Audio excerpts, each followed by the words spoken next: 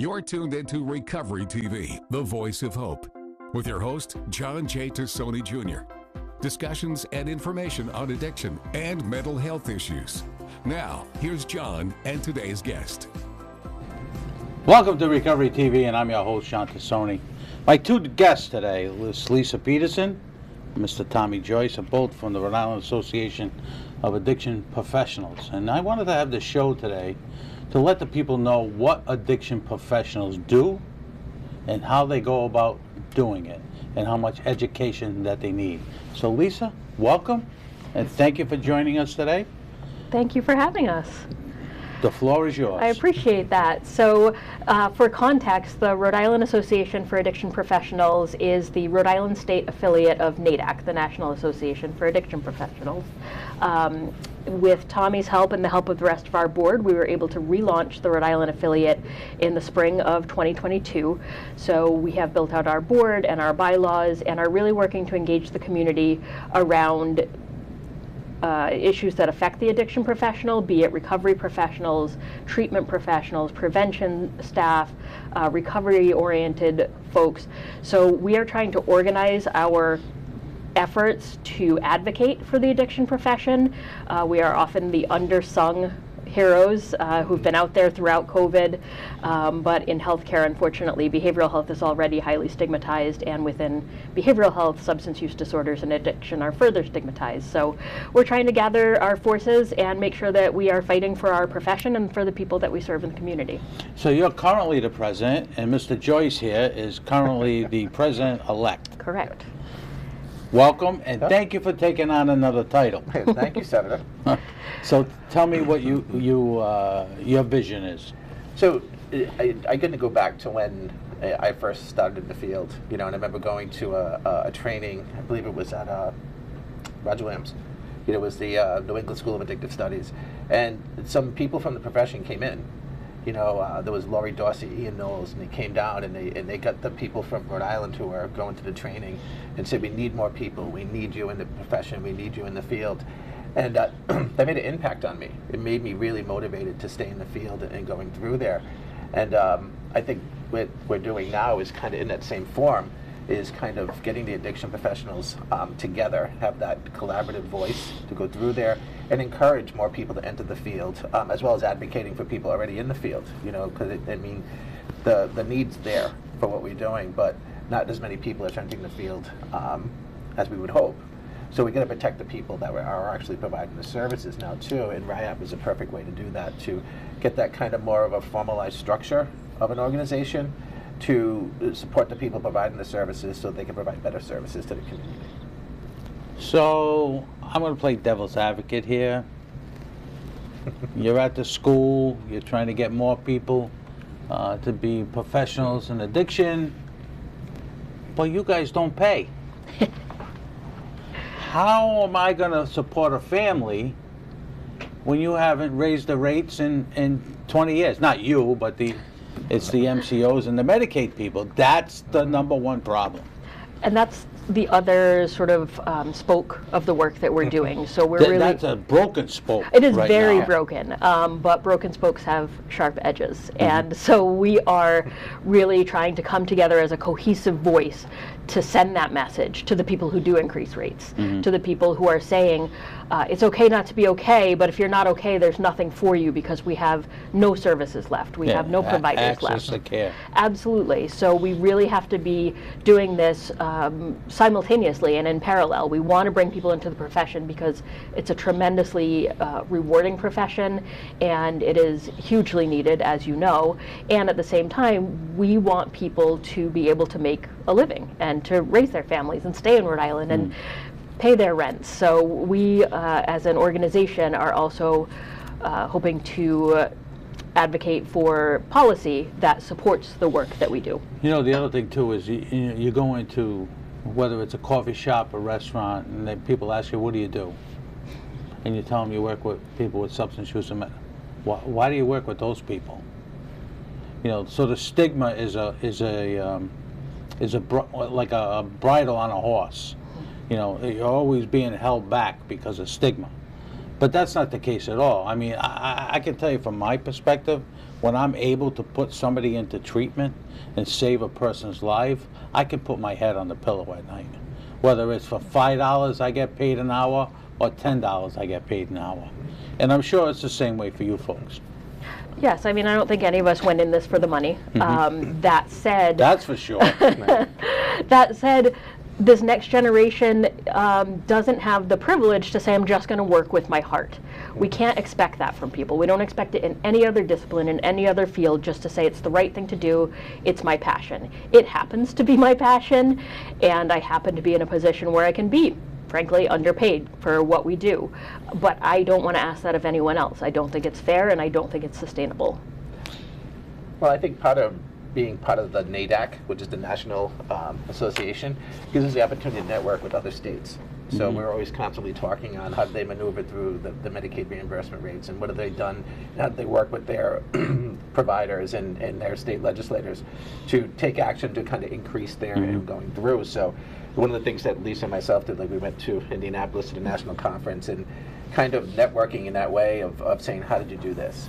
You know what I mean? And so we have a big really brain trust that we can tap into at other states who have tackled this or in the process of it too, and we're all sharing our ideas to kind of make it a better landscape for people coming into the field, because it's true, we didn't get into this in the beginning to make a ton of money. We get into it because it's the right thing to do, but I think in today's climate, you know, the demand is there, but the supply is low for the services. So it's a conundrum in a sense on how do we do it, and I think the only way we can do that is working collaboratively with other states as well as within the state providers to kind of tackle it a little bit better.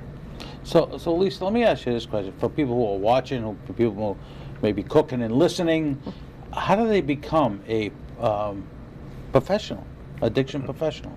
I'm so glad you asked that question, because I think one of the reasons we don't have the workforce development is because people don't know what the pathways are.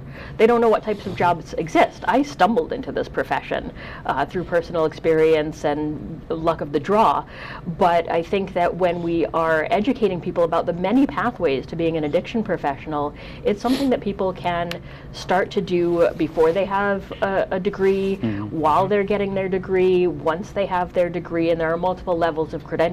So folks can take trainings and do supervised hours to become a certified peer recovery specialist if they have lived experience and want to give that back in that way.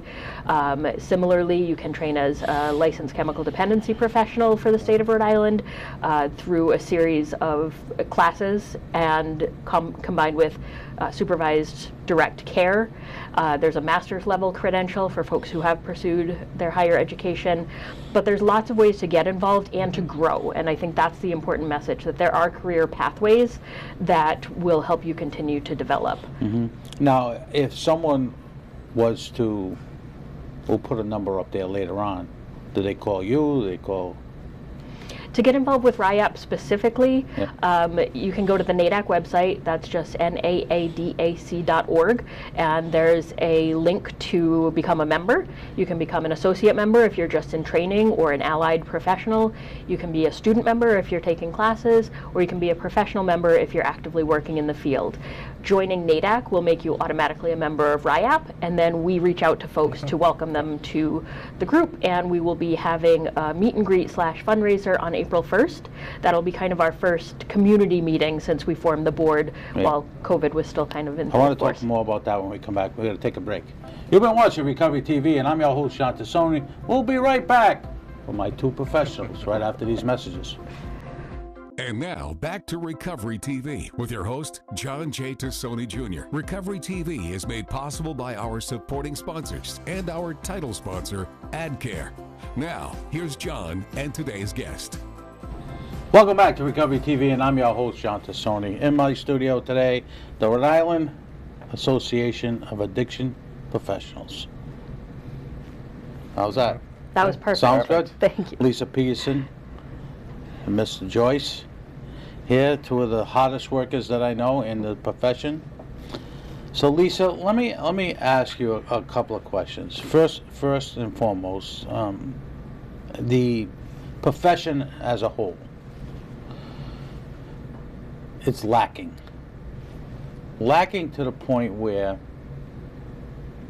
Funding is an issue. Pathways, as we just talked about, is an issue. Leadership is an issue. And how we can grow the addiction field. Unfortunately, we have to grow it because of what's happening on a daily basis in Rhode Island. We broke another record last year. And I tell everyone, you know, these people that deal with substances, the dealers, that's all they do. They think all day long how to make their product better and more harmful to people.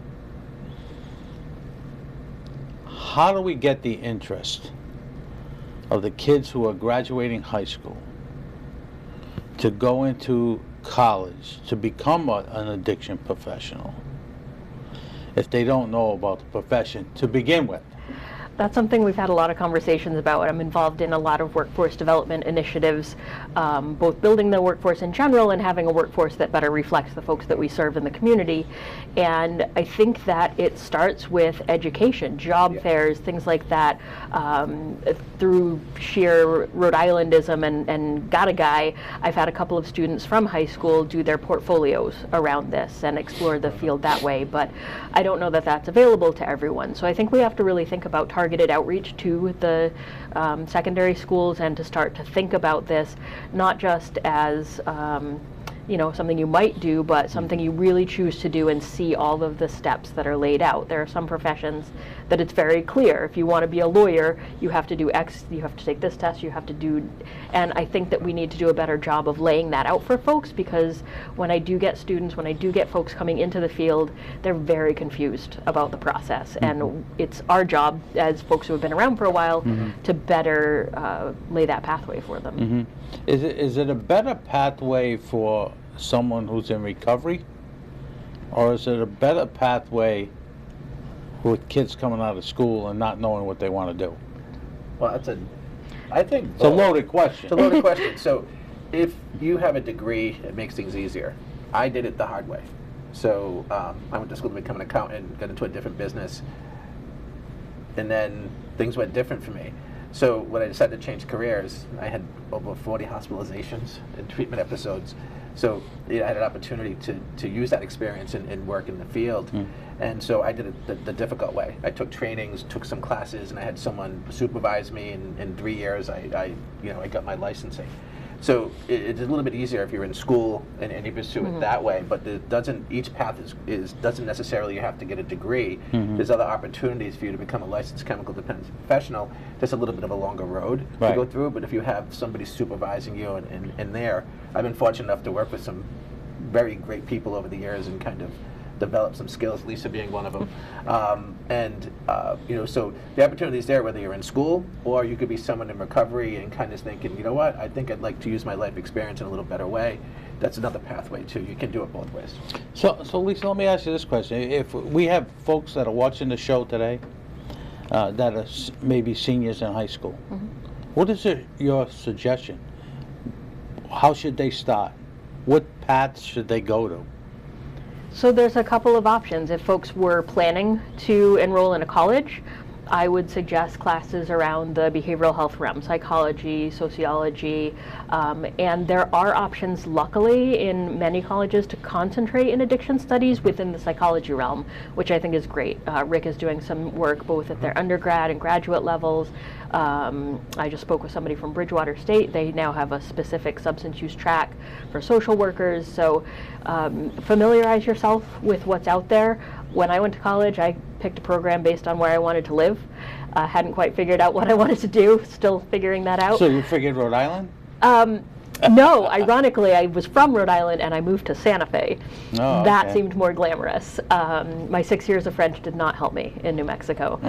But if you're not interested in pursuing a more formal higher education, you can start to reach out to the treatment organizations and look for entry-level opportunities where under supervision you develop the same skills. So I like that about our field, that lived experience and trained direct care can be not a replacement for, but get you to the same place as formal education. Yeah, and I think that's the best way, in my opinion, the best way. Try it.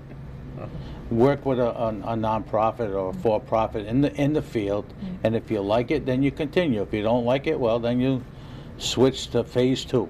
Exactly. True. And again, what we don't talk about as often too is there's a certification in Rhode Island for a certified prevention specialist.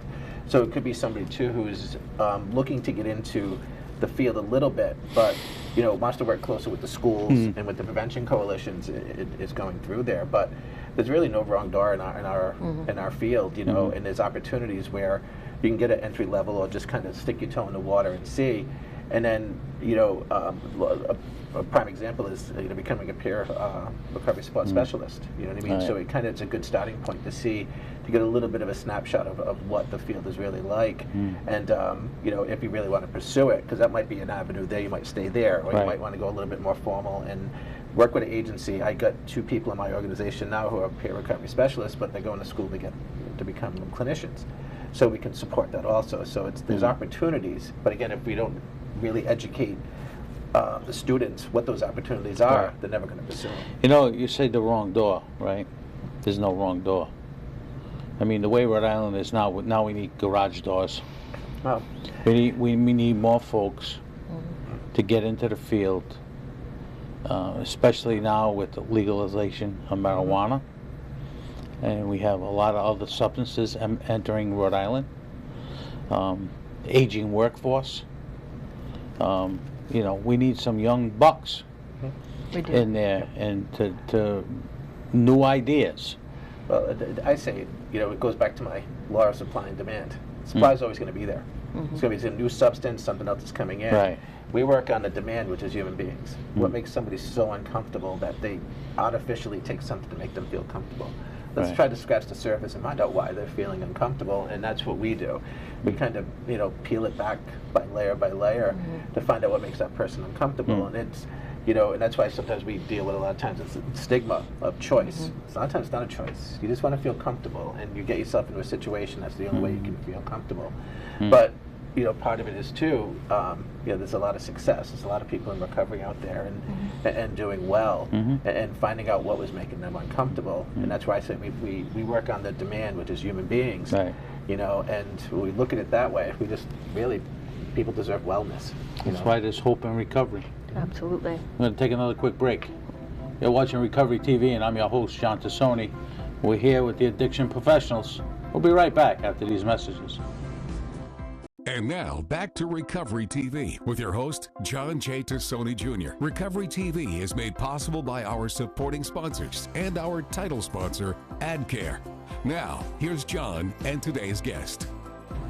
Welcome back to Recovery TV, and I'm your host, John Tassoni. My 2 guests today from the addiction professionals, Lisa and Mr. Joyce, are in the house, and we're talking about pathways to professionals. Exactly. Which we need badly. Yes. Badly. So Lisa, we got a few minutes left. Have me join your organization. Bring me in. John, we would love to have you. Bring me in. You're passionate about helping people. We can help you turn that passion into a career path. And we can help develop you professionally. We can help be a resource. We are your educators. We are your advocates. We are fighting both on the ground to get folks to deliver the service, and we are fighting from a policy perspective to say, hey, we talk about decreasing stigma verbally and in our communications, but our policies are still incredibly discriminatory. So RIAP's goal is to take this on collectively. There are a lot of addiction professionals in clinic settings, and there are a lot of independent practitioners. We want everybody to be able to come together and move us in the same direction. Your organization, I believe, is entitled to some of that funding that has just come in to the state from CVS and Walgreens and the rest of them. You should apply for that funding. I will definitely look into the right scenario. We need more professionals. We need more help. We need more of everything right now. Yes. We're front line. This is front line. So I appreciate you both coming on today. Thank you. And giving a vision to try to get more young folks into the career. Thank you, Senator. I greatly thank you. You've been watching Recovery TV, and I'm your host, John Tassoni. Next week, we have BHCDH on, Director Charest and Mr. Tom Martin. I'll see you next week.